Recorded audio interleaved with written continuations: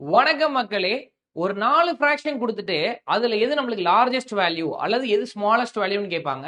இந்த type of questions நம்மளுக்கு TNPSC and then SI exams, அதற்கு பிறகு நம்மளுக்கு ஆர்ஆர்பி எக்ஸாம்ஸ், எஸ்எஸ்சி எக்ஸாம்ஸ் மற்றும் பேங்க்ல கூட இந்த மாதிரி ட்ரிக்ஸ் நம்மளுக்கு ரொம்பவே யூஸ்ஃபுல்லா இருக்கும். இப்போ கொஸ்டின்ல என்ன கொடுத்திருக்காங்க அப்படின்னா 1/17, 1/15, 1/34, 1/12. இப்போ நியூமரேட்டர் எல்லாமே பாத்தீங்க அப்படின்னா நம்மளுக்கு சேமா இருக்கு.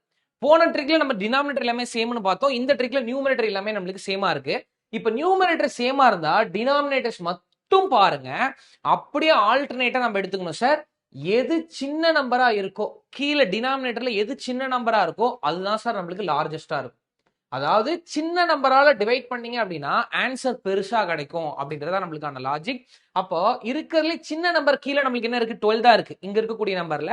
அப்ப இந்த நம்பர் தான் நம்மளுக்கு லார்ஜஸ்ட் வேல்யூவா இருக்கும். அப்ப பெரிய நம்பர்ல டிவைட் பண்ணீங்க அப்படின்னா கண்டிப்பா நம்மளுக்கு ஸ்மாலஸ்டா இருக்கும். அப்போ 1/34 அப்படின்றது தான் நம்மளுக்கு ஸ்மாலஸ்டா இருக்கும். ஸோ அப்போ அதே மாதிரி கீழே கொடுத்துருக்கக்கூடிய இந்த 4 ஃபிராக்ஷன்ல லார்ஜஸ்ட் என்ன, ஸ்மாலஸ்ட் என்ன அப்படின்றத மறக்காம கமெண்ட் பாக்ஸ்ல ஆன்சர் போட்டுவிடுங்க. இந்த வீடியோ பிடிச்சிருந்தது அப்படின்னா லைக் பண்ணி ஷேர் பண்ணிவிடுங்க. தேங்க்யூ.